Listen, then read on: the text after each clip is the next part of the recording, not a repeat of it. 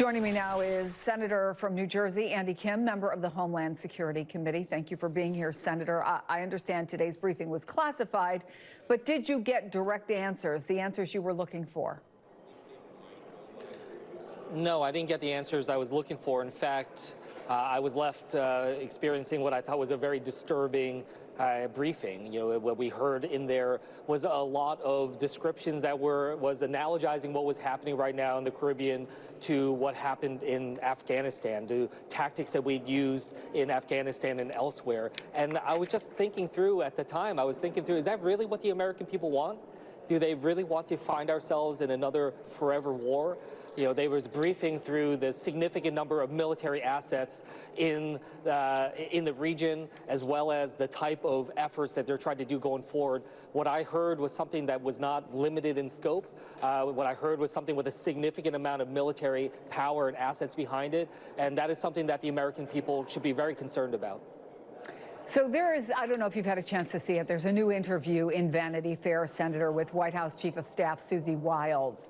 And when she was reminded that drug smuggling is not a death penalty offense, she said this is a war on drugs. She also said it's about saving lives. Quote, "The president says 25,000.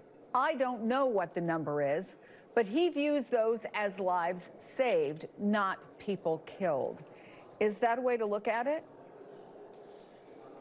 Well, look, if she's describing this as a war, then it needs to come before Congress. And in the same way that we saw this effort, again, to analogize to Afghanistan, the difference is that we actually went to Congress to get authorization for these types of actions. I mean, look, I certainly want to take steps to be able to keep our country safe, to be able to stop fentanyl from ravaging our nation, so many Americans. But the fentanyl is not coming through the Caribbean. The fentanyl is not coming through Venezuela. And that is something that they readily admitted in this briefing as well as previous times. So the question is, why are they doing this? You know, especially at a time when Donald Trump has already pardoned a former Honduran leader who was engaged in drug trafficking to the United States.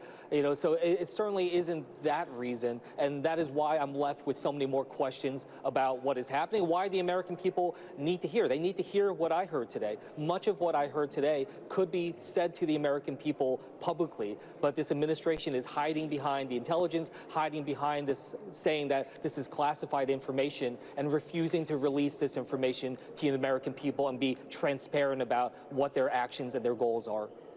Well, did they brief you, Senator, on these latest 3 strikes that, again, they say killed 8 people they say were narco-terrorists? Are they keeping you informed in real time?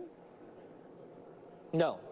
You know, they're now keeping us informed in real time. Today was just a broad overview. They did not go into any of the specifics that we had asked for. And they also deliberately said that they will not show me and many other senators the unedited video footage of the September 2nd attack. Only a few senators will have access to that. And I just find that to be absurd and ridiculous when they're trying to come before us and explain what it is they're trying to do. One other thing I want to point out, they did talk about, you know, some of the different strikes, and one of the strikes in particular did have 2 survivors. This was different than the one where they did the second strike. These survivors were actually picked up and they were detained, but then they were actually let go. And I actually asked Secretary Hegseth directly about this. If they are saying that these are terrorists, if they're saying that they can identify each and every one of them and they are a threat to the United States, why did we release them? And why are they free right now? And those are questions that we need to continue to get to the bottom of, because it just seems completely inconsistent. No, I did not. You know, when I asked them directly about why they released these 2 individuals that they had previously said that were terrorists, and they just said, you know, we didn't have the jurisdiction. But what I will say is that they clearly thought that they had the ability to strike and kill them, and they were unsuccessful. And then the fact that they decided that they didn't need to detain them, release them, repatriate them back to their home country. And as of today, their understanding is that these 2 individuals are free. Senator Andy Kim, we thank you for sharing the information that you could from that briefing. Much appreciated. And still ahead.